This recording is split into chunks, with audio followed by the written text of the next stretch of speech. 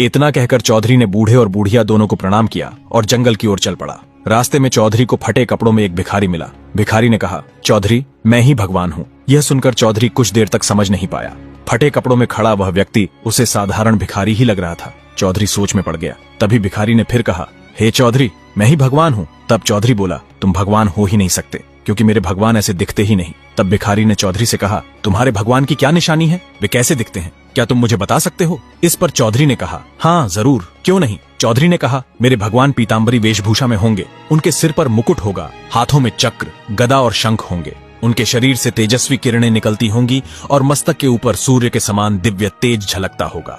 वही मेरे भगवान है। तब भिखारी ने कहा, अच्छा, तो तुम्हारे भगवान ऐसे होते हैं? इतना कहकर चौधरी आगे की ओर बढ़ गया। जैसे ही उसने 10-15 कदम चलकर पीछे मुड़कर देखा तो वह भिखारी गायब था। चारों ओर दूर दूर तक उसे कोई दिखाई नहीं दिया।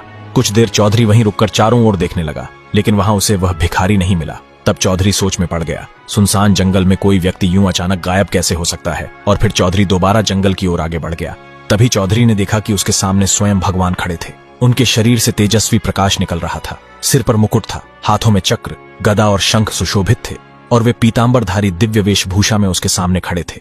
भगवान ने चौधरी को देखकर कहा, आओ चौधरी, तुम्हारा यहाँ कैसे आना हुआ? इस पर चौधरी ने कहा, हे भगवान, मैं आपसे ही मिलने आया हूँ। मुझे आपसे कुछ प्रश्न पूछने हैं जिनके उत्तर मुझे चाहिए। भगवान ने कहा, जरूर चौधरी, पूछो। चौधरी ने कहा, मेरा पहला सवाल राजा के बारे में है, उन्हें संतान क्यों नहीं है? आगे क्या हुआ, यह जानने के लिए चैनल को सब्सक्राइब कर कमेंट में नेक्स्ट पार्ट जरूर लिखें।